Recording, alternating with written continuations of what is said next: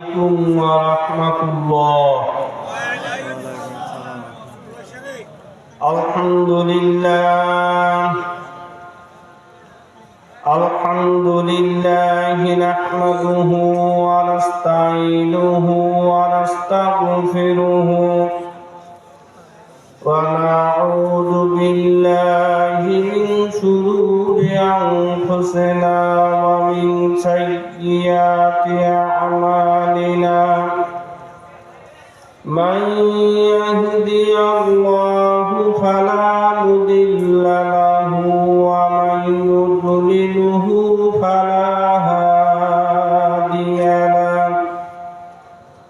ونشهد أن لا إله إلا الله وحده لا شريك له. وأشهد أن محمدًا عبده ورسوله. فقد قال الله تعالى في كلامه المجيد والفرقانه الحميد. فأعوذ بالله من الشيطان الرجيم. بسم الله الرحمن الرحيم. وقضى ربك ألا تعبدوا إلا إياه وبالوالدين إحسانا. إن الله وملائكته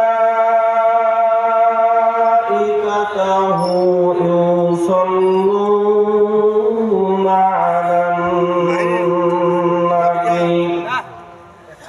يا أيها الذين آمنوا صلوا عليه وسلموا تسليما.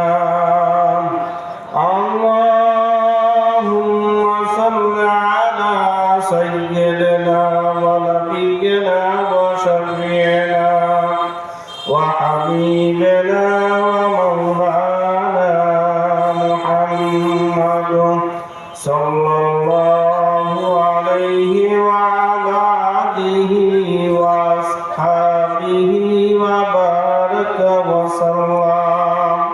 একটু জবান খুলে আল্লাহ পাকে জিকির করব, রাজি আছেন না নাই? একটু জবান খুলে লা ইলাহা ইল্লাল্লাহ, লা ইলাহা ইল্লাল্লাহ, বলে ইল্লাল্লাহ, লা ইলাহা ইল্লাল্লাহ, লা ইলাহা ইল্লাল্লাহ, লা ইলাহা ইল্লাল্লাহ, লা ইলাহা ইল্লাল্লাহ। জবানটা একটু ছেড়ে দেন। এই সুযোগে রাস্তাঘাটে যারা রয়েছে ভাই, মেহেরবানি করে আপনি আমি প্রত্যেকে মাহফিলের প্যান্ডেলে বসে যাই ভাই। লা ইলাহা ইল্লাল্লাহ, লা ইলাহা ইল্লাল্লাহ।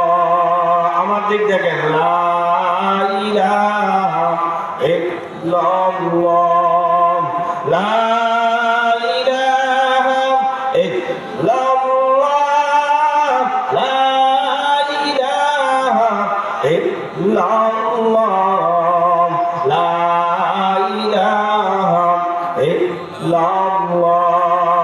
জোরে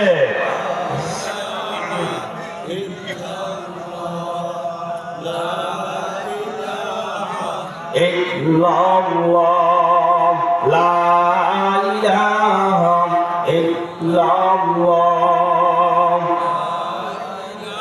মাহফিলের পরিবেশ নিয়ন্ত্রণের দায়িত্বে যারা রয়েছেন আমরা রাস্তাঘাটে দোকানপাটের যে সমস্ত ভাইয়েরা রয়েছে তাদেরকে বোঝা মাহফিলের প্যান্ডেলে বসা দেওয়ার জন্য চেষ্টা করি। লা ইলাহা ইল্লাল্লাহ,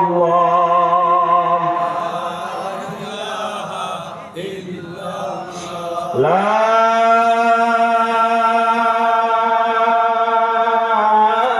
ইলাহা ইল্লাল্লাহ মুহাম্মাদুর রাসূলুল্লাহ সাল্লাল্লাহু আলাইহি ওয়াসাল্লাম। আলহামদুলিল্লাহ, আল্লাহ পাকের দরবারে শুকরিয়া যে আল্লাহ পাক আজকে আপনাকে আমাকে তিলাই সাকিয়া কিরাতুল কোরআন কওমি মাদ্রাসার উদ্যোগে আজকের এই কোরআন হাদিসের আলোচনায় আসার বসার মতো তৌফিক দিলেন। সেই আল্লাহ পাকের দরবারে সবাই শুকরিয়া তান বলি আলহামদুলিল্লাহ। আর একবার জোরে সরে বলি আলহামদুলিল্লাহ। আল্লাহ পাক আপনাকে আমাকে তৌফিক দান করুন, আপনি আমি যেন মৃত্যু অবধি আল্লাহ পাকের হুকুম হাকাম মেনে আপনি আমি যেন পরপারে পারি জামাইতে পারি। আল্লাহ যেন তৌফিক আপনাকে আমাকে সবাইকে দান করে, সবাই বলি আল্লাহুম্মা আমিন। আজকে কোরআন হাদিসের আলোচনা, একটু আগেও এক হুজুরে আলোচনা করেছিলেন যেখানে কোরআন হাদিসের আলোচনা হয় সেটাকে জান্নাতের বাগিচা বলা হয়। এই জান্নাতের বাগিচায় আপনি আমি আসতে পেরেছি, বসতে পেরেছি, এজন্য আপনি আমি খুশি না বেদা? জোরে বলেন খুশি না বেদা? যদি খুশি হয়ে থাকি একবার জোরে বলি আল্লাহু আকবার। আর একটু জোরে আল্লাহু আকবার। আলা কুল্লি হাল আপনি আমি কোরআন হাদিসের আলোচনায় আসতে পেরেছি, বসতে পেরেছি। অনেকে আসার পরেও দোকানপাট, চায়ের দোকান, রাস্তাঘাটে এলো পাতারি ঘোরাফেরা করতেছে। আচ্ছা বলেন তো, জান্নাতের বাগান কি ওই দোকানপাটের সামনে যারা এইটার বলা হয়েছে, না যেখানে কোরআন হাদিসের আলোচনা হয় সেই জায়গাকে বলা হয়েছে? কোনটা? তাহলে আমি আসলাম কষ্ট করে কোরআন হাদিসের আলোচনা শোনার জন্য, আর যদি হয়তো এদিকে সেদিকে ঘোরাফেরা করি, আরে ভাই আল্লাহ বাঁচায় রাখলে তো আগামীকালও দোকানপাটে ঘোরাফেরা করা যায়, কি যাবে না? কিন্তু আগামীকাল কি এরকম কোরআন হাদিসের আলোচনার জায়গা এখানে থাকবে? জোরে বলেন থাকবে। এ তাকদীর কা মামলা থাকে, যাদের নসিবে রয়েছে এই লোকগুলো এখানে বসতে পারবে। আর এখানে চরমরাই মরহুম আল্লাহর কুতুব সাহেব রহমাতুল্লাহ দাদা রহমাতুল্লাহ আলাইহি কিতাবের মধ্যে লিখেছেন যে মাহফিলের শুরুতে আসবে, আখেরি মুনাজাত দিয়ে চলে যাবে, তার আমলনামায় 50 লাখ নেকের কম হইতেই পারে না। জোরে বলি সুবহানাল্লাহ। কিন্তু দোকানপাটে থাকলে এত নেকি হবে এমন কি বলা আছে? কে জোরে বলেন আছে? তাহলে আপনি আমি কোরআন হাদিসের আলোচনায় আসলাম, অথচ দোকানপাটে ঘোরাফেরা করতেছি, এত বড় কষ্ট করে শীতের রাত্রে কষ্ট করার পরেও যদি এখানে আসার পরও যেই উদ্দেশ্যে আসলাম ওই উদ্দেশ্য যদি আমার সফল না হয়, তাহলে এখানে আসার কি কোনো অর্থ হলো? মাহফিল পরিচালনা করা হয় হেদায়েতের উদ্দেশ্যে। আমাদের একটা প্রবাদ বাক্য রয়েছে যে 17 বছর আমরা কোরআন হাদিসের আলোচনা করতে পারি না, 17 বছর কোরআন হাদিসের বিপক্ষে ছিলাম। এখন এই 17 বছরে যে বাধা দেওয়া হয়েছিল, আমার তো মনে হয় এখন যে খোলামেলা আছি এখনকার চাইতে তখনই মনে হয় লোক বেশি বসতে পারে। কারণ যদি যখন জোয়ার ভাটা নদী, এটা তো আপনারা অনেকেই দেখছেন, এই জোয়ার ভাটা যখন জোয়ার আসে ওই দক্ষিণবঙ্গে আপনারা যাবেন দেখবেন, আমি দক্ষিণবঙ্গে দীর্ঘদিন ছিলাম, এই যখন শুকনার মধ্যে জাল পেতে রাখতেছে একবারে শুকনা, এখন জাল পেতে রাখতেছে, বিকাল বেলা দেখলাম যে কোন জায়গায় জাল বসাইছে এইটা আর খুঁজে পাওয়া যাইত না। পরের দিন সকালে গিয়ে দেখলাম আবার ওই জাল শুকনার মধ্যে, কিন্তু সামনে অনেকগুলা মাছ আটকে গেছে। তার মানে মাটির উপরে জাল। জোয়ারের পানি যদি আপনি বাদ দিতে চান তাহলে এই পানিটা আটকানো যায় না, বরঞ্চ আরো খুশি হতে আজ ভেঙে যায়। বলে ঠিক না? এতদিন বাধা ছিল, আমরাও স্বীকার করি, অথচ তখন লোকজন আসলাম। আর এখন তো বাধা বিপত্তি নাই, এখন আল্লাহর ফজলের সুন্দরভাবে কোরআন হাদিসের আলোচনা চলছে, কিন্তু এখন আর আপনার আমার অনেকের এনার্জি কি, তাই না? কোরআন হাদিসের আলোচনা শুরু হয় হেদায়েতের জন্য। এই হেদায়েত শব্দের অর্থ হচ্ছে সত্য এবং মুক্তির পথ প্রদর্শন করা। তাহলে হেদায়েত শব্দের অর্থ কি? সত্য এবং মুক্তির পথ প্রদর্শন করা। আর এই সত্য এবং মুক্তির পথ প্রদর্শন করতে গিয়া আল্লাহ পাক অনেক সময় নবী রাসূলদের মাধ্যমে এই কাজটা করেছেন। অনেক সময় যারা নায়েবে রাসূল আলেম ওলামা তারা এটা করেছেন। আবার অনেক সময় আল্লাহ নবী রাসূল ছাড়া, নায়েবে আলেম ওলামা ছাড়া এদের ব্যতি রেখেই আল্লাহ ডাইরেক্ট হেদায়েতের রাস্তা প্রদর্শন করেন। উদাহরণ, আপনার আমার প্রত্যেকের বাড়িতে মোরগ মুরগি রয়েছে। এই মুরগি যখন ডিম পাড়ে, ডিম পাড়ার পরে যখন তার ডিমটা পাড়া শেষ হয়ে যায়, মুরগি ডিমে তা দেয়। নির্দিষ্ট সময় একটা তা দেওয়ার পরে যখন তার ভিতরে তুলতুলে বাচ্চাটা পরিপূর্ণ হয়ে যায়, ঠিক ওই মুহূর্তে মুরগি ঠোকর দিয়ে আর উপরের খোলসটাকে ভেঙে দিয়ে মুরগির বাচ্চাটা বের করে। ঠিক না বেটি? বলেন তো, ওই জায়গায় কি মুরগির কাছে কোনো এক্সরে মেশিন ছিল? আল্ট্রাসাউন্ডের কোনো ব্যবস্থা ছিল? তাহলে এই আল্ট্রাসাউন্ড এক্সরে মেশিনের ব্যবস্থা কে করে দিল?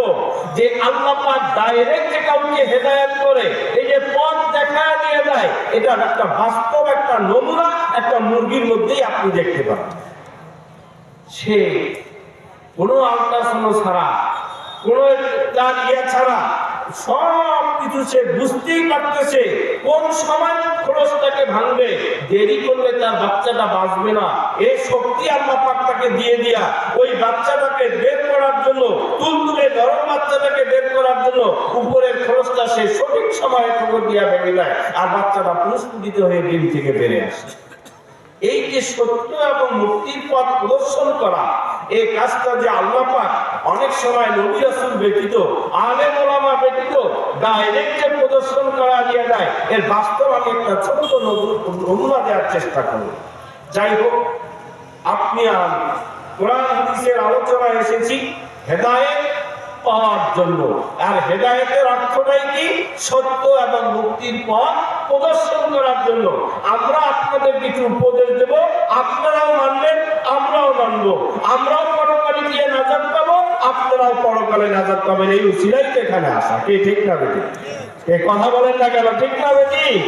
কিন্তু সমস্যাটা হচ্ছে, আপনি আমি কোরআন হাদিসের আলোচনা শুনলাম, কিন্তু আপনি আমি কোরআন হাদিসের আলোচনা শোনার পরে যেখান থেকে শোনার দরকার, এখান দিয়ে যদি আপনি আমি না শুনে অন্য মনস্ক হয়ে থাকি, তাহলে কি আপনার আমার এই কোরআন হাদিসের দ্বারা কি আপনার আমার উপকৃত হওয়ার আশা করা যায়?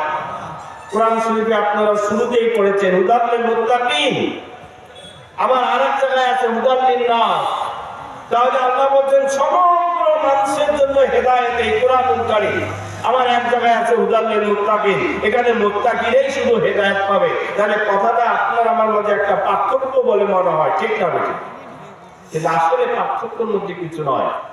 কোরআন হাদিসে আমি যে কথাটা বলেছিলাম, আচ্ছা বলেন তো, যদি অন্ধকার রাত্রে আপনি পথ চলতে যান, এই পথ চলতে যাইয়া যদি দেখা যায় যে অন্ধকার, তাহলে আপনার চোখের পাওয়ার ঠিক আছে, কিন্তু অন্ধকার ঘোর অমাবস্যা হওয়ার কারণে আপনি ওই অন্ধকারে পথ চলতে পারবেন?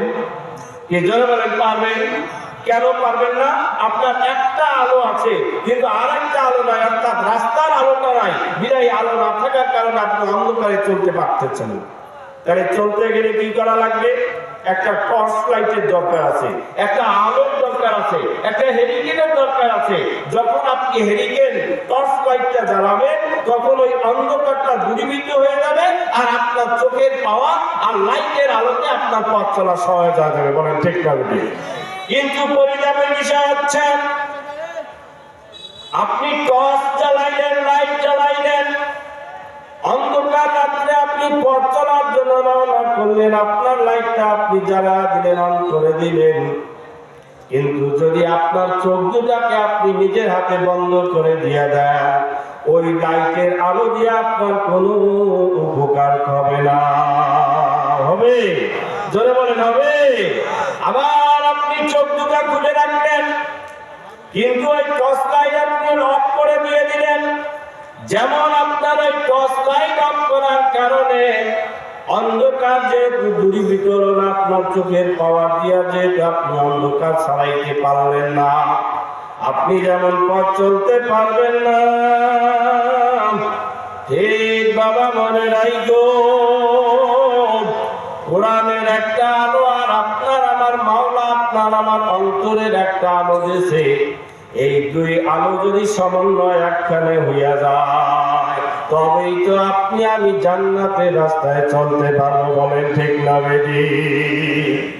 কিন্তু যদি আপনি কোরআনের লাইটের আলো এরকম লাইট জ্বালাইলেন, চোখের আলো বন্ধ করে দিয়ে দিলেন, যেমন পথ চলা আপনার জন্য সম্ভব না, ঠিক ওই রকম ভাবে কোরআন হাদিসের আলোচনা আপনি শুনলেন, কিন্তু অন্তরের আলোটাকে আপনি যদি নিভাইয়া দিয়ে দেন, তাহলে অন্তরের আলো নিবার কারণে কোরআনের আলো দ্বারা আপনি একা একা হেদায়েতের রাস্তায় কোনোদিন চলতে পারবেন না।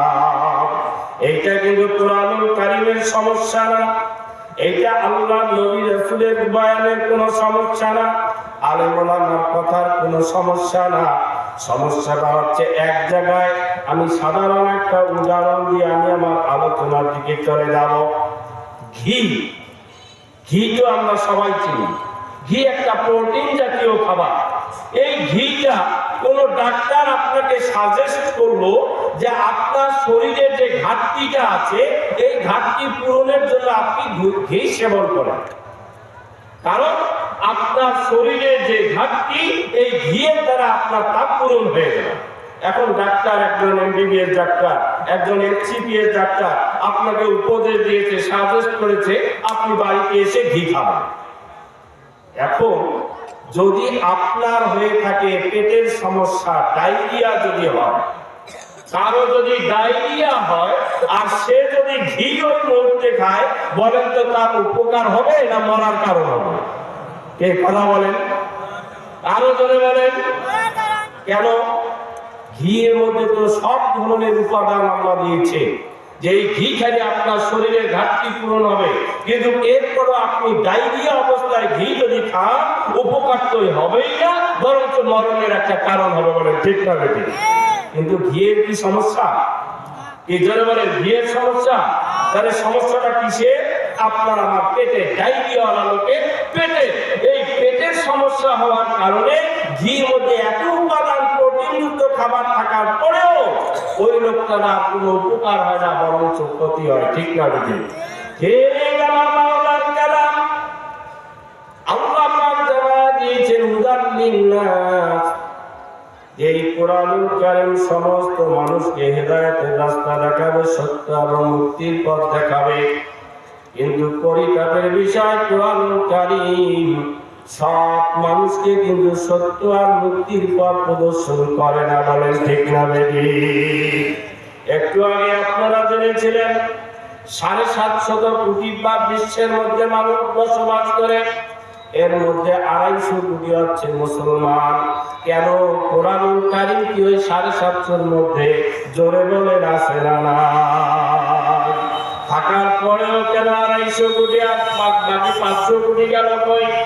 তাহলে বোঝা যাচ্ছে যে এই কোরআনুল কারীমের কোনো সমস্যা না। সমস্যাটা হচ্ছে ঘি যেমন সব উপাদান থাকার পরেও আপনার পেটটা নষ্ট হওয়ার কারণে যেমন ঘি আপনার উপকার করতে পারে না, ঠিক আপনার এই কোরআনুল কারীম আপনার কাছে থাকার পরেও আপনার আমার অন্তরের চক্ষুটা বন্ধ হইয়া যাওয়ার কারণে এই কোরআনুল কারীম আপনার আমার কোনো উপকার করতে পারে না। এই জন্য আমার মাওলা রাখবেনা জানা দিল যে সমস্ত মানুষের হেদায়েতের পথ প্রদর্শন এই কোরআনুল কারীম। আর জায়গায় বলছে সূরা বাকারার শুরুতেই দেখবেন যে হুদাল লিল মুত্তাকিন, যারা একমাত্র মুত্তাকি পরহেজগার এই মানুষগুলাকে আমার মাওলা হেদায়েতের রাস্তায় পাঠায়। ও যুবক ভাইয়া, ছেলে ভাইয়া, যারা কোনো রাস্তাঘাটের মধ্যে দোকান মানে চায়ের দোকানের মধ্যে রয়েছে, রে ভাইয়া আমি মাঝে মাঝে এই কথাটা বলে থাকি, আলোচনা, আল্লাহর নবীর বয়ানের আলোচনা যেই জায়গায় হয়, কার কোন কথার দ্বারা, কোন রাসূলের বাণীর দ্বারা, কোন মাওলার কালামের দ্বারা কখন আমার মাওলা কার অন্তরের চাবি পরিবর্তন করা দেয়া দেবে, এইটা তোমারও জানা না, আমারও জানা নাই। বলেন ঠিক না বেরি? অনেক সময় মনে রাখবেন, বড় বড় কষ্ট, আপনি আমি অনেক কষ্টের মধ্যে পড়েছি, চোখ দিয়া পানি আসে না। আবার অনেক সময় দেখবেন সাধারণ একটা কষ্টের মধ্যে কেমন জানি চোখ দিয়া দর দর করে পানি ছুটে। বলেন ঠিক না বেরি? অনেক সময় বড় বড় ভাষা আপনার আমার কাজে লাগে না, আবার অনেক সময় দেখা যায় সাধারণ একটা কথার দ্বারাই আপনার আমার মাওলা যদি আপনার আমার অন্তরের চাবি ঘুরাইয়া দিয়ে দেয়। এজন্য বাবারে আসো, কোন কথার দ্বারা, কোন নবীর বাণীর দ্বারা, কোন আলেম ওলামার কোন উদাহরণের কথার দ্বারা তোমার আমার অন্তরের চাবি মাওলা ঘুরাইয়া দিয়ে দেবে, এইটা কিন্তু বাবা তোমারও জানা নাই, আমারও জানা নাই। মনে করবেন কই এরকম আলোচনা তো অনেক দিনই শুনি, কিন্তু কই পরিবর্তন কিন্তু আসে না। আলেম ওলামারা যেই কথাই বলুক না কেন, ওই এগুলির তো কোনো বাস্তবতা আমরা দেখি না। এ বাবা চালাকি করো, নিজেকে বড় বুদ্ধিমান মনে করো, চরমনাই মরুমাল্লার মাঝে মাঝে একটা উদাহরণ দিয়ে আমাদের মাহফিলে বুঝাইতে, যে যারা বর্ষি দিয়া মাছ মারে, হুইল বর্ষি দিয়া যারা মাছ মারে, এই তো নদীর পাড়ে গিয়া দেখবেন হুইল বর্ষি নিয়ে অনেকেই বসা থাকে। আধার যখন দিয়া দেয়, আধার ছেড়ে যখন পানির মধ্যে ছেড়ে দিয়া দেয়, দেখবেন ঘটনা চক্রে যদি কোনো মাছ যদি ওইটা খেয়ে নেয়, খাওয়ার কারণে যখন বুঝতে পারে যে আমার আধারটা আমার একটা বড় মাছ খেয়ে ফেলছে, তখন কিন্তু সুতা টান দেয় না, বরঞ্চ হুইলের মধ্যে যত সুতা আছে শুধু ছাড়ে আর ছাড়ে। বলেন ঠিক না বেটি? কারণ জানে এই মুহূর্তে সুতা যদি আমি টান দিই আমার সুতা ছেড়ে দেবে, মাছটা আমি পাবো না। চরমনাই মরুম আল্লাহ কুতুব সাহেব রহমতুল্লাহ আলাইহি বলতেন, তখন এইরকম সময় যখন সুতাগুলো ছেড়ে দিয়ে দেয়, মাছ তখন আদার খাইয়া মনের আনন্দে পানির মধ্যে দৌড়ায় আর বলে, ওরে বসিওয়ালা, দেখ তুই আমারে মাতকানোর জন্য আদার দিয়া তুই আমারে বস্তা আটকানোর চেষ্টা করছিলি, কিন্তু দেখ তোর আদার খাইয়া আমি মনের আনন্দে কিন্তু নদীর মধ্যে পানির মধ্যে দৌড়াইতেছি। এইবার শুধু দৌড়া দৌড়া আর বসিওয়ালা শুকনার মধ্যে বৈশা থাইকা সে মনে মনে বলে বলে মা দৌড়াও দৌড়াও,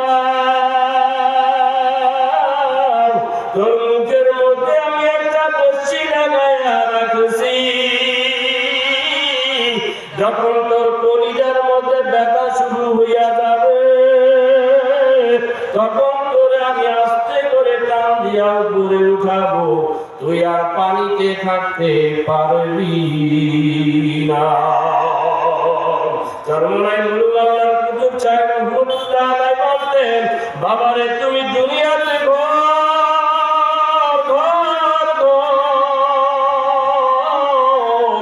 দুনিয়াতে যতই রং তামাশা করে তুমি দুনিয়াতে ঘোরো না কেন, বাবা তোমার মুখের মধ্যে আমি মাওলা মৌতের বসি লাগাইয়া রাখছি। তুমি দুনিয়াতে যতই ঘোরো, যতই টাল বাহানা করো, আর যতই তুমি নিজেকে চালাকি মনে করো, বাবারে মনে রাখো, ও যুবক ভাইরা ভালো করিয়া মনে রাখো, তোমার আমার জবানের মধ্যে একটা মৌতের বসি আমার মাওলা লাগাইয়া রাখছে। যখন এইটা যখন ব্যথা শুরু হইয়া যাবে। মালাকুল মউত যখন আপনার আমার কাছে আসিয়া যখন আপনার আমার জানটা টান দিয়া বাইর করিয়া নিয়া যাইবে, পেটখানা মউতের বিছানায় বসায়া দিবা, আর দুনিয়ার জমিনের উপরে থাকতে পারবা না। এজন্য অনুরোধ করিয়া বলি রে ভাইয়া, আসো মাওলার কোরআনের কালামের জানে আসো, নবীর কথার জানে গোলা বাবা আসো। যারা এইরকম জানে আসবে না, মনে রাখো আমার মাওলা যেহেতু মউতের বসি তোমার আমার মুখের মধ্যে লাগাইয়া রাখছে, তুমি আমি কিন্তু আর দুনিয়ায় থাকতে পারবো না।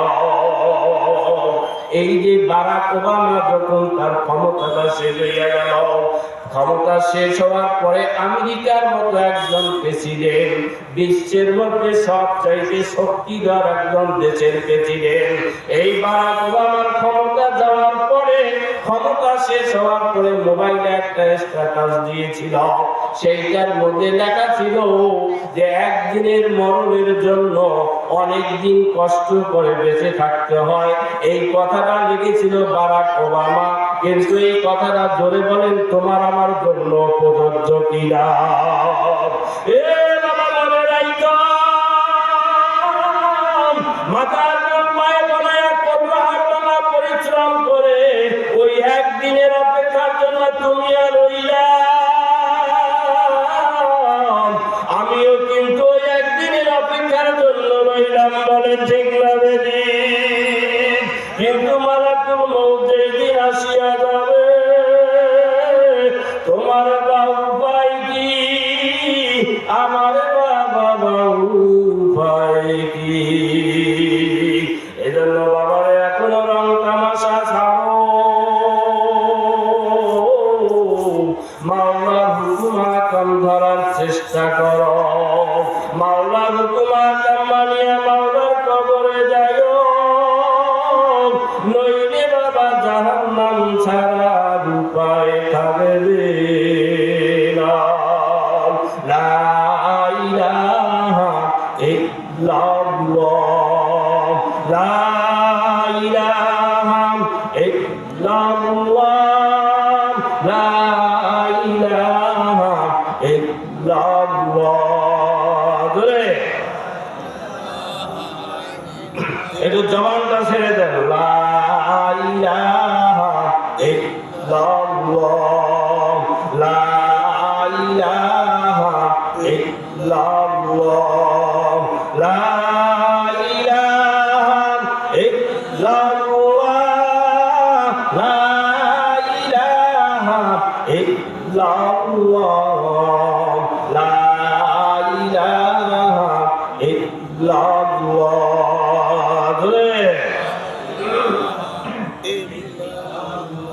লা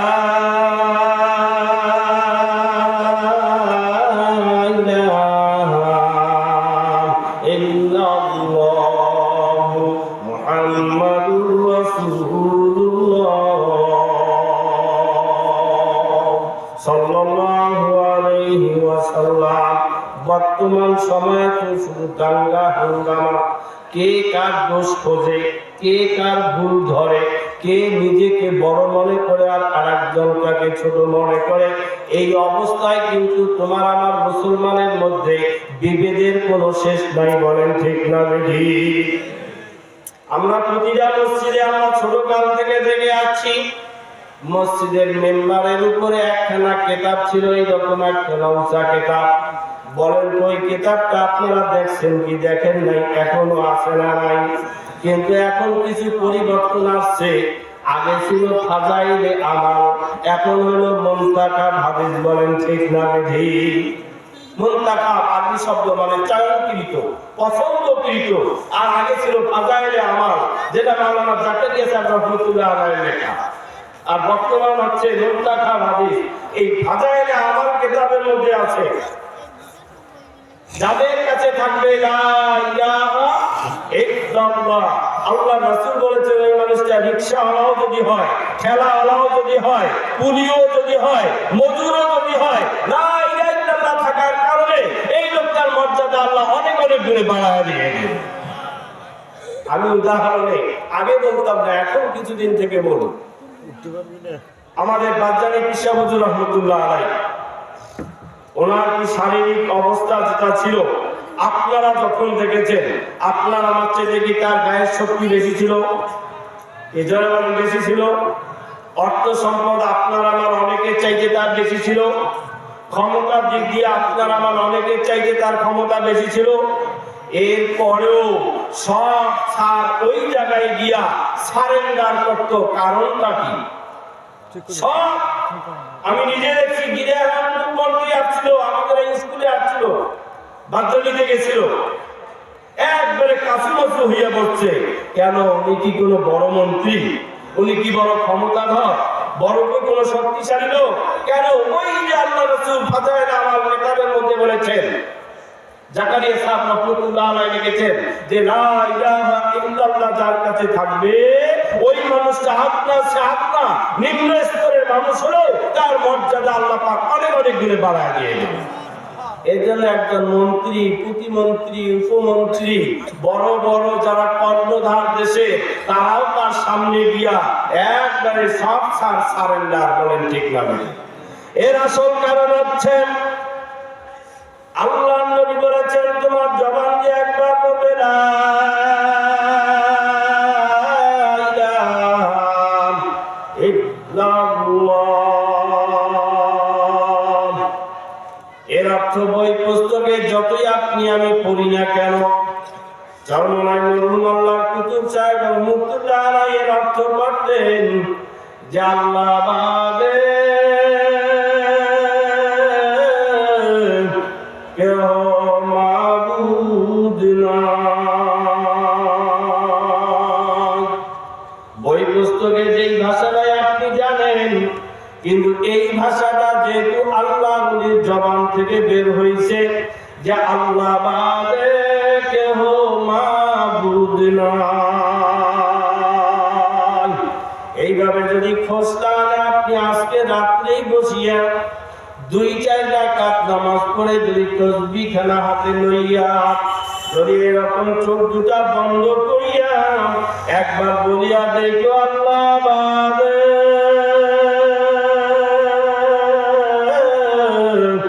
কেউ মাবুদ নাই, দেখবে বাবা অন্তরের মধ্যে কত মায়া লাগবে। ভুক্তভোগী ছাড়া বুঝানো যাবে না। আল্লাহ নবী বলেছেন জবান দিয়ে একবার বলবে লা ইলাহা ইল্লাল্লাহ। আল্লাহ রাসূল বলেছেন তোমার আমলনামায় কমপক্ষে 400 নেকি আল্লাহ দান করে দিয়া দেবে। আর একটা যদি সঙ্গীত গায় 500 নেকি হবে?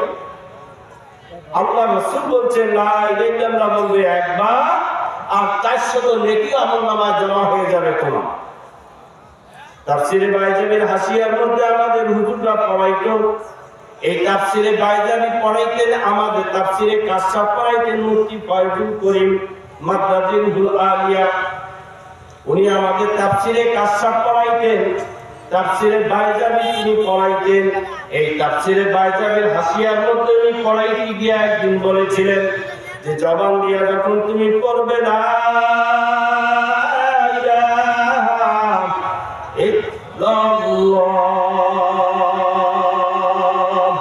আল্লাহ নবী বলেছেন তোমার আমলনামায় 400 নেকি লেখা হইয়া যাবে। দুনিয়ার জমিনে তুমি যদি লা ইলাহা ইল্লাল্লাহ পাগল হইতে পারো, এক সময় দুনিয়া থেকে তোমাকে আমার মাওলা বিদায় করে দিয়া অন্ধকার কবরে তোমাকে পাঠায়া দিয়া দেবে, কিন্তু এই লা ইলাহা ইল্লাল্লাহর প্রতিধ্বনি খানা তোমার দুনিয়া থেকে আমার মাওলা বিদায় দেবে না। এ বাবা করিয়া বুঝিয়া নিও, একটা বিল্ডিং এর ভিতরে যদি তুমি কথা বলো, দেখবে একবার কথা বলতেছো চুপ করে থাকবা, মনে হয় ওই পাশে হুবু ওই কথাটারে প্রতিধ্বনি বলে আসে না না আসে, মনে হয় যে ওই কথাটাই আরেকজন বলতেছে। হুজুর আমাদের পড়াইতে গিয়ে বলেছিলেন যে যখন তুমি এই লা ইলাহা ইল্লাল্লাহ যখন জবান দিয়া জোরে জোরে বলবে, তখন দেখবে এই প্রতিধ্বনিটা একটা দেয়ালের সঙ্গে লাগবে, একটা গাছের সঙ্গে লাগবে, একটা সীমানার সঙ্গে লাগবে। এইভাবে লাগতে লাগতে আল্লাহ পাক তোমাকে একসময় দুনিয়া থেকে বিদায় করে দিয়া দেবে। কিন্তু এই লা ইলাহা ইল্লাল্লাহ প্রতিধ্বনিটা আমার আল্লাহ বিদায় করে দিয়া দেবে না। তখন এই লোকটা কিয়ামতের ময়দানে যখন উঠিয়া যাইবে, বাবা মনে রাখো যারা মাওলার জিকির করবে তাদেরও কিয়ামতের ময়দানে ওঠা লাগবে, আর যারা জিকিরের বিরোধিতা করবে তাদেরও কিন্তু কিয়ামতের ময়দানে ওঠা লাগবে। বলেন ঠিক না বেঠি? আল্লাহর নবীর এই বয়ান মধ্যে তাফসীরে বাইদাবী হুজুরে বলতো কিয়ামতের ময়দানে উঠিয়া যখন দেখবে তার নামের একটা নেম প্লেট দিয়া উহুদ পাহাড় পরিমাণ একটা সওয়াবের পাহাড় হইয়া গেছে। এইবার এই লোকটা মাবুদের কাছে গিয়া ডাক দিয়া বলবে, মাবুদ রে, আমি তো দুনিয়ার জমিনে এত বড় নেকের কাম করি নাই, এত বড় পুণ্যের কাজ তো আমি এখনো করি নাই, কিন্তু আমার নামে বরফ যদি আজকে উহুদ পাহাড় পরিমাণ একটা নেকের পার এটা তো আমি বুঝতাম না। এই নেকের কাজ তো আমি দুনিয়ার জমিনে করতে পারি না। তখন আল্লাহ জানায়া দেবে, বান্দারে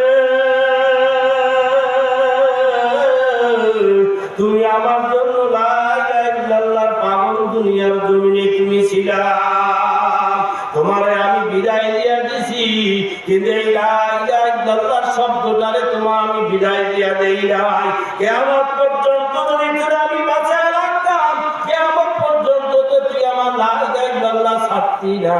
অতএব এই লা ইলাহা ইল্লাল্লাহর প্রতিধ্বনিটা কিয়ামত পর্যন্ত একটা দেওয়ালের সঙ্গে লাগাইয়া ওই জায়গায় একবার আবার উচ্চারণ করা দিয়া একটা সওয়াব তোমার নামে দিয়া দিছি। ওই প্রতিধ্বনিটা আরেক জায়গায় লাগাইয়া ওই জায়গায় আবার আরেকটা তোমার প্রতিধ্বনি দিয়ে আরেকটা সওয়াব দিয়েছি। কিয়ামত পর্যন্ত যতগুলো প্রতিধ্বনি সওয়াব আছে সব সওয়াবগুলো তোমার আমলনামায় বরাদ্দ আমি মাওলা দিয়া দিলাম। লা ইলাহা ইল্লাল্লাহ, লা ইলাহা ইল্লাল্লাহ, লা ইলাহা ইল্লাল্লাহ। ধরে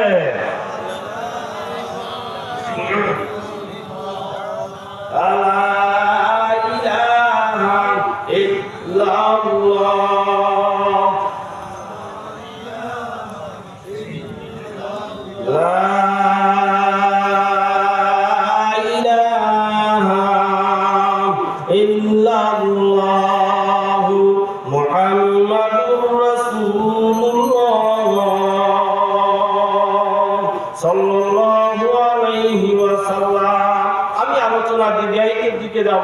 আমার পরে প্রধান মেহমান আমাদের মাঝে বয়ান পেশ করবেন। অনেক দূর থেকে আসছেন, চাঁদপুর থেকে তিনি এসেছেন। তিনি যেহেতু বয়ান করবেন আর আমরাও তার বয়ান শোনার জন্য এসেছি। বলেন ঠিক না ঠিক? আমাদের আল্লাহ সাইদুল্লাহ হুজুর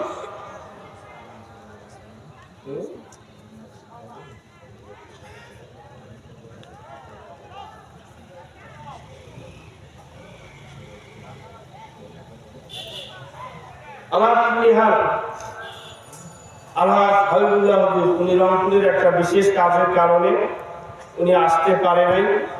এজন্য আমরা দুঃখিত, যেহেতু আমরা তাকে দাওয়াত দিয়ে নিয়ে আসতে পারি নাই, পাবলিসিটি করেছি, মাইকিং করেছি, ওনার বিশেষ কাজের কারণে উনি আসতে পারে নাই। এজন্য আমরা আপনাদের কাছে ক্ষমা চেয়ে নিচ্ছি। আমার পরেই প্রধান মেহমান আসবেন। আমি আলোচনার যে আয়াতে বলেছিলাম সামান্য কথা বলেই আমি আমার আলোচনা শেষ করে দেব, বাকি আল্লাহ পাকের ইচ্ছা। আল্লাহ পাক বলেছেন ওয়াকাদা রাব্বুকা আল্লা তা'বুদু ইল্লা ইয়্যাহু ওয়া বিল ওয়ালিদাইনি ইহসানা। আল্লাহ বলছে একমাত্র ইবাদত করবে আমার। কার? জোরে বলেন কার? আল্লাহ। জোরে বলেন ইবাদত করব কার? আর একটু জোরে বলেন কার? এখানে কোন শায়েখের ইবাদত বলতে কিছু নাই। তাহলে ইবাদত করব একমাত্র আল্লাহ পাকে। আমি আলোচনার দিকে যাচ্ছি না। এরপরে আল্লাহ বলছে যে তোমরা কি করবে? এই ইবাদত করা ব্যবহার করে ইহসান, তুমি দয়া করবে, তোমার ভালো ব্যবহার করবে, সৎ ব্যবহার করবে তোমার মা বাবা। কার সৎ ব্যবহার করতে হবে? কার সঙ্গে? মা বাবার সঙ্গে। আল্লাহ বলছেন ইবাদত করবে আমার, আর সৎ ব্যবহার করবে তোমার মা বাবা। মিশকাত শরীফের হাদিস শরীফের মধ্যে আমিও ক্লাসে পড়াই। আল্লাহ রাসূল জনাব মুহাম্মদ রাসূলুল্লাহ সাল্লাল্লাহু আলাইহি ওয়াসাল্লামের জামানায় এক সাহাবী এসে জিজ্ঞাসা করতেছে, ইয়া রাসূলুল্লাহ, আমি মুসলমান, আমার মা মুশরিকা, তার মানে এখনো ইসলাম গ্রহণ করেনি, এখনো সে বিধর্মী, এখনো সে নাজাস, এমন তো অবস্থায় কি আমি আমার মায়ের সেবা করব? তখন আল্লাহ রাসূল বললেন যে হ্যাঁ, তুমি যদিও মুসলমান আর তোমার মা যদিও এখনো মুশরিকা, এরপরও তোমার মায়ের সেবা তোমাকে করতে হবে। জোরে বলি সুবহানাল্লাহ। রব্বুল আলামিন আমাদের পরামর্শ দিয়েছেন, নির্দেশ দিয়েছেন, একমাত্র ইবাদত করবে আমি আল্লাহ, এরপরে সব ব্যবহার করবে তোমার মা বাবা। কিন্তু মা বাবার সেবা করার জায়গা এই আয়াতের দীর্ঘ আলোচনার দিকে যাওয়ার মতো সুযোগ আজকে নাই। এই আয়াতের মধ্যে আমার আল্লাহ বলছে তাদের দিকে তোমার দয়া হাত বাড়াইয়া দিবা, আর আমরা এখন মায়ের হাত বাড়াইয়া দেই। বলেন ঠিক না বেটি? বাবারে মনে রাখো, যুবক ভাইরা মনে রাখো, আজকে যারা মা বাবার সঙ্গে ভালো ব্যবহার করবে, মনে রাখবে একদিন তুমিও বাবা হবে, একদিন আমার মা বোনেরা তোমরা একদিন মা হবে। আজকে আমার মা বাবার সঙ্গে খারাপ ব্যবহার করার কারণে তারা যে কষ্ট পাইল তোমরা বুঝবা না। যেই দিন তুমি মা বাবা হবা, ওই দিন তোমার সন্তান যদি তোমার সঙ্গে বেয়াদবি করে, ওই দিন বুঝবা যে তোমার মা বাবা তোমার ব্যবহারে কত কষ্ট পেয়েছিল।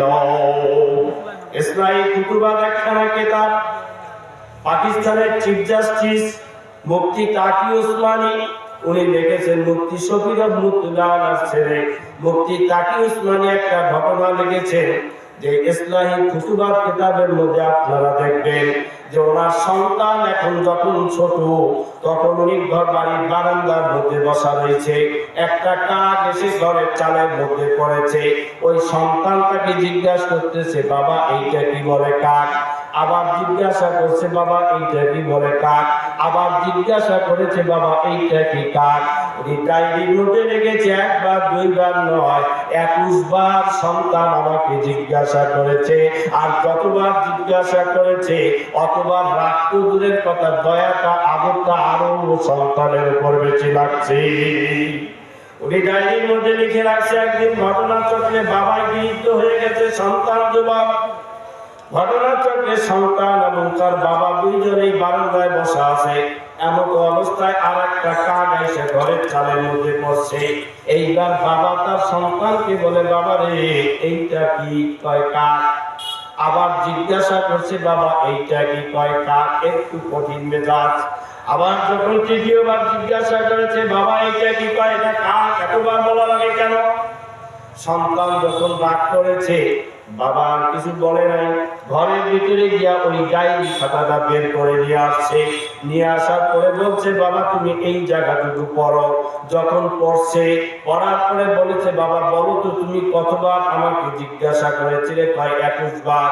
কয় 21 বার জিজ্ঞাসা করার পরও আমি তোমার প্রতি আদর দেখাইতাম, আর আমি সবেমাত্র করে 3 বার জিগাইলাম, এর মধ্যেই তুমি এত বড় রাগান্বিত হইয়া গেলা। বাবা ওই দিন তো আমি তোমার উপর রাগ হইতে পারি না।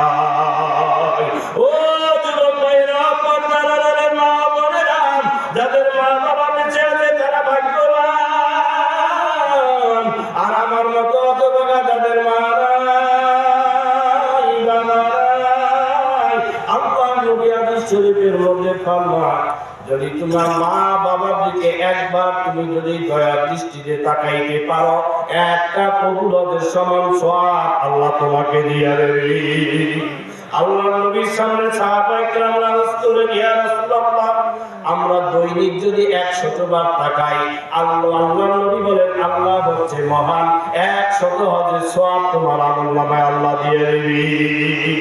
ও যুবক ভাইরা, বৃদ্ধ বাবারা, যারা এখনো মা বাবা যাদের হারাইলাম, বাবা মা বাবা কত আপন। অনেক রাত্রে যখন বাড়িতে যাইতেন আর বাড়িতে আসতাম, বাড়িতে আসার পরে দরজার কাছে যাইয়া কোনদিন মাকে ডাকা লাগে নাই, কোনদিন বাবারে ডাকা লাগে নাই, বরং মা বাবাই ডাক দিয়া বলতো, বাবারে আইনি, তোর জন্য এখনো ঘুমাতে পারি না। আর এখনো বাড়িতে যাও, যারা মা হারাইছো, বাবারে চিরজন্মের মতো হারাইছো, তারা কিন্তু ওই একটা হজের সওয়াব এইটা জীবনে আর কোনোদিন তুমি আমি পাবো না। বলেন ঠিক না বেরি? আপনার নবী ডাকিয়া বলেন, শুক্রবার যেদিন তোমার সামনে আসবে, এই শুক্রবারের দিন যদি কবরের পাশে যাইয়া যতটুকু জানো অতটুকু কইরা যদি মাহবুদের কাছে হাত দুখানা কইয়া বলতে পারো, মাহবুদ রে, আমার মা বাবা আমারে ছোটকালে যেভাবে লালন পালন করেছে, ঠিক ওই রকম আমার মা বাবার গুনাহগুলো তুমি মাফ করে দিয়ে দাও। আল্লাহর নবী বলেন তোমার গুনাহ মাফ হবে, আর নেককার সন্তান হিসেবে তুমি পরিগণিত হইয়া যাইবা। জোরে বলেন, এই কাজটা করার দরকার আপনার আমার জীবনে আছে না? আমি একটা ঘটনা দিয়ে আলোচনা শেষ করব। একটা কিতাবের মধ্যে পড়েছি, একটা উদাহরণ দিয়েছে। একজনের সন্তান, সে গরিব মানুষ, তার বাবা মারা গেছে, সন্তানের বাবা চলে গেছে, মা জীবিত আছে। ওই মা মানুষের বাড়িতে ঝিয়ের কাজ করে, বাড়ালির কাজ করে, এই করে যা জোগায় এইটা নিয়ে সন্তানকে খাওয়ায়, নিজেও খায়। সন্তানকে স্কুলে দিয়েছে, স্কুলে খেলতে যাইয়া হঠাৎ দুষ্টামি করে তার একটা চোখ নষ্ট হয়ে গেছে।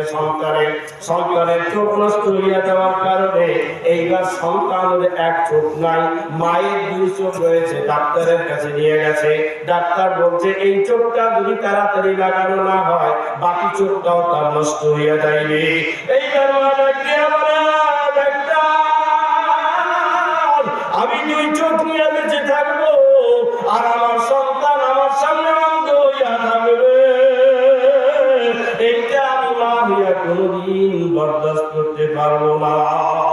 অতএব আমার একটা চোখ তুলে নিয়ে আমার ওই সন্তানের মধ্যে চোখ লাগায়া দাও। বাবার এইটা তুমি আমি কোনো সন্তান বলতাম না, কোনো সন্তান এই কাজটা করতাম না, কিন্তু মা দেখবেন তার নিজের জীবনকে বিপন্ন করে তার একটা চোখ দিয়া আমার সন্তানের চোখের মধ্যে 2 চোখ লাগায়া দিয়ে দিল। আমি ঘটনার আলোচনার সংক্ষেপের দিকে যাচ্ছি। যখন ওই রকম ঘটনা, সন্তান স্কুলে যায়, এখন মায়ের একটা চোখ নাই, তার বন্ধু বান্ধবরা ডাক দিয়া কয় যে কানির ছেলে, তার মানে সে হচ্ছে কানি, আর তার ছেলে হচ্ছে ওই রকম সন্তান পড়াশোনা করে। এইবার যখন তার বন্ধু বান্ধবদের কাছে বলছে, তখন একটা লজ্জা পাইছে, পাওয়ার কারণে তার মাকে গিয়া বলে, মা তুমি স্কুলে যাইও না, আমার এই কানির ছেলে বলে আমি লজ্জা পেয়ে যাই, কিন্তু সন্তানের লজ্জা হয়, মা কেন কানি হলো এইটা কিন্তু সন্তান জানে না। বলেন ঠিক না বেটি? এই সন্তানের লেখা করে বড় হইয়া, বড় বিচার হইয়া, বড় করে বিয়ে কইরা, আলোচনা শেষের দিকে আমি যাচ্ছি, যখন বাইরে থাকে মায়ের খোঁজ খবর দেয় না। একদিন মা ডাক দিয়া কয়, বাবা রে,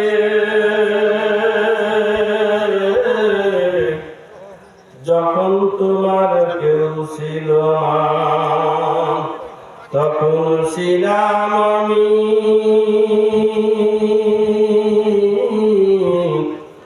এখন তোমার সব হইয়াছে, পর হইয়াছি আমি। এমন একদিন আসবে যেই দিন তোমার আর কেউ থাকবে না, সেই দিনও থাকবো আমি। এ বাবা, যারা মা হারাইছো, যারা চিরজন্মের মতো বাবারে হারাইছো, বাবারে আসো, আসো। একজন মুসাফির মানুষ তোমার আমার মাঝে আসছে, তাদের সঙ্গে একটু হাত উঠাইয়া নিজের মায়ের জন্য একটু আল্লাহর কাছে রোনাজারি করি, একটু বাবার জন্য আমার মাওলার কাছে মাপ চাই, আমার মাওলার কাছে একটু মুসাফিরের সঙ্গে হাত উঠাই, বাবা আসো। এইবার সন্তানকে না দেখতে না দেখতে মা চোখ দুটো একটা অন্ধ হইয়া গেল। পাড়া প্রতিবেশীর লোকজনে বলছে, অমুক শহরে তোমার সন্তানকে দেখতে পেয়েছি। তখন এই মা খোঁজ করতে করতে যাইয়া ওই গেটের মধ্যে গেছে, দেখে গেটে দাঁড়ান বসিয়া রয়েছে, আর সন্তান তার বেলকুনিতে বারান্দার মধ্যে বসিয়া রয়েছে। মা সন্তানকে দেখেছে, সন্তানও মাকে দেখেছে, কিন্তু মায়ের জীর্ণ শীর্ণ অবস্থা, আর সে এখন বড় লোক, তার স্ট্যাটাস নষ্ট হয়ে যাবে, তার মর্যাদা নষ্ট হয়ে যাবে, এই কারণে আর পরিচয় দেয় না, বরঞ্চ দারোয়ানকে ধমক দিয়া বলছে, এই কোথাকার ফকিন্নি গেট দিয়ে আসতেছে, তারে খেদায়া দাও। দারোয়ান এমন ধাক্কা মারছে, মা দুঃখিনী, তার শরীরে তো কিছু নাই, কোনো শক্তিও নাই। তখন উল্টে পড়ে গিয়া তার কপালটা ফেটে গিয়া রক্ত বের হইয়া গেছে। এইবার মা কান্দে আর বলে, বাবা রে, তোর কাছে কোনো কিছু চাওয়ার জন্য আসি না, তোর কাছে কোনো কিছু পাওয়ার জন্য আসি না, আসছি এক নজর আমার সন্তানকে দেখার জন্য। কিন্তু বাবারে তুই ভুলিয়া গেলি, বাবা সন্তান মাকে ভুলতে পারে, মা কোনদিন সন্তানকে ভুলে না। বাবারে যাদের মা নাই, আমার মতো যারা হতভাগা, এই লোকগুলা মাঝে মাঝে মাওলার দরবারে একটু হাত খানা উঠাইয়া কবরের পাশে যাইয়া মাওলার কাছে বলবে, মা বাবা কত কষ্ট করে আমাদের লালন পালন করলো, আর ওই মা বাবা আজকে অন্ধকার কবরে শুইয়া রইল, তাদের অর্থ সম্পদ খাইয়া কত আরামে দিনাটি পাক করতেছি, আর মা বাবা কবরে কি অবস্থায় রয়েছে আমার আল্লাহ ভালো জানে। কবরের কাছে গিয়া যখন তুমি বলবে, রব্বি ইরহামহুমা কামা রাব্বায়ানি সগীরা, বাবা দেখলে চোখ দিয়া দর দর করে পানিগুলো আসবে, আর আমার মাওলা যদি ওই মুহূর্তে রহমতের দৃষ্টিতে তোমার দিকে তাকায়, তোমারও জীবনের গোনা মাফ হইয়া যাইবে, মা বাবারও জীবনের গোনা আমার মাওলা মাফ করে দিয়া দেবে। বাবারে যেই কথা বলতেছিলাম আলোচনা শেষের দিকে, এইবার মা তখন তার রক্তগুলা যখন হাতে নিয়ে দেখছে, রক্ত মা শরীর থেকে কপাল ফেটে বের হয়ে গেছে, বাড়ির দিকে তার ঝুঁকির কাছে আসছে, ঝুঁকিতে আইসে একখানা পত্র লিখেছে, পত্রখানা লিখে বিছানার পাশে রাখছে, আর ওই এমনিতেও সে অসুস্থ, আরো ধাক্কা খেয়ে তার রক্তখানা বের হওয়ার কারণে শরীর ক্লান্ত হইয়া আল্লাহ ইচ্ছায় ওই দিনই মা দুনিয়া থেকে বিদায় নিয়ে গেল। যখন বিদায় নিয়ে গেল, পাড়া প্রতিবেশীরা তার সন্তানকে খবর দিল, তোমার মা মারা গেছে। এইবার সন্তান হাজারো হলো মা মারা গেছে, কোনো কারণে হলো তো আসার আগে চুপচাপ করে মায়ের কবর বাড়িতে আসছে, ভাঙ্গা ঝুঁকির কাছে এসে এইবার ডাক দেয়, মা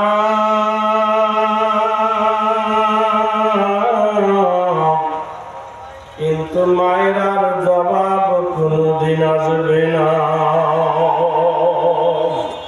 এইবার যখন তার মন ভেঙে গেছে, অন্তর খানা যখন ভেঙে গেছে, আবার ডাক দিয়া বলে, মায়ের জবাব তো, মা তো আর দুনিয়ায় না, মা তো পরপারে চলে গেছে, আর জবাব তো আসবে না।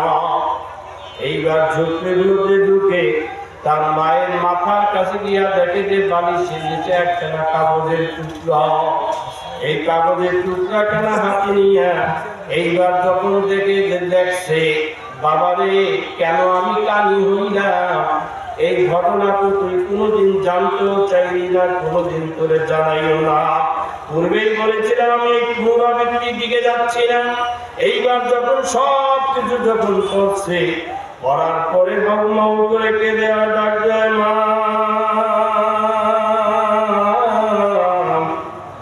আমি অন্যায় করেছি, ভুল করেছি, তুমি আমাদের ক্ষমা করে দাও।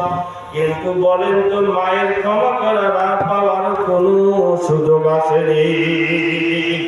এ যুবক ভাইরা, পর্দার আড়ালে মা বোনেরা, হাতে গায়ে দড়িয়া অনুরোধ করিয়া বলি, রে ভাইয়া, যারা মা বাবার সঙ্গে বেয়াদবি করেছো, খারাপ আচরণ করেছো, আজকেই বাড়িতে যাইয়া মায়ের হাতখানা ধরো, পাখানা ধরো, বাবার হাতখানা ধরো, পাখানা ধরো। যেই ডাক দিয়া বলবেন বাবা, আর যখন ডাক দিবা যতই ব্যথা দিয়া থাকো, মা বাবা তখন ঠিক থাকতে পারবে না। দেখবেন তোমার এই তুলে নিয়ে তোমার জীবনের ভুল মা মাফ করে দিয়া দেবে। আর যারা আমার মতো হতভাগা রইছ, যারা চেহারা গুলো কোনোদিন আমরা দেখতে পারবো না, হাতে ধরে মাপ চলার সুযোগ নাই, পা ধরে মাপ চলার মতো কোনো সুযোগ নাই। আল্লাহ নবী তোমাকে আমাকে পরামর্শ দিয়া গেছে, প্রতিনিয়ত তোমার মা বাবার জন্য তোমার মাওলার দরবারে হাত উঠাইবা, তবেই তো তোমার মাপ পাওয়ার মতো আশা করা যায়। এই যুবক ভাইরা, পর্দার আড়ালে মা বোনেরা, মা বাবার খেদমত করিয়া, মা বাবার ভালোবাসা নিয়া, মা বাবার শ্রদ্ধা নিয়া মাওলার কবরে যায়। নইলে কিন্তু সাহাবী আলকামার মতো তোমার অবস্থা আল্লাহ না করুক যদি হইয়া যায়, তুমি যতই দিনদার হও, যতই পরেশগার হও, যতই নামাজি হও, যতই দানবীর হও, যতই দানশীল হও, যদি তোমার মা বাবার কষ্ট দিয়ে থাকো, আর যদি তার কাছে যদি তুমি মাপ না দিতে পারো, আল্লাহর নবী বলেছে, আলকামার যে অবস্থা হয়েছে, আর মা বাবার সাথে বেয়াদবি আচরণ করার কারণে যদি সে মাপ করায়া নিয়ে নিতে পারে, তার মাপ না করানোর কারণে তার মৃত্যুর সময় আলকামার মতো তার অবস্থা হইয়া যাবে। আমি বিস্তারিত আলোচনার দিকে আর যাচ্ছি না ভাইরা। এই কিরায়ে সাকিয়া কিরাতুল কুরআন মাদ্রাসার মধ্যে আমরা কওমি লেভেলের প্রতিষ্ঠান। এই মাদ্রাসায় হেফজ শাখাও রয়েছে। আপনারা হেফজ শাখায় ছাত্র দেবেন, আল্লাহর ফজলে আমরা আশা রাখি আপনাদের বেতন দেওয়া লাগবে না, শুধু আপনারা খোরাকিটা দেবেন, নয়তোবা খাবারটা তাদের পৌঁছায়া দিয়ে দেবেন। মাদ্রাসার যাবতীয় খরচ আমি আল্লাহর ফজলে 10-এর সহযোগিতা নিয়ে পরিচালনা করার চেষ্টা করতেছি, বাকি আল্লাহ পাকের ইচ্ছা, আপনাদের হচ্ছে সদিচ্ছা। এজন্য অনুরোধ করিয়া বলবো, একটা খালেস দ্বীনি প্রতিষ্ঠান, এই খালেস দ্বীনি প্রতিষ্ঠানে সহযোগিতা করবেন, ছাত্র দেবেন, খোঁজ খবর নেবেন, দেখাশোনা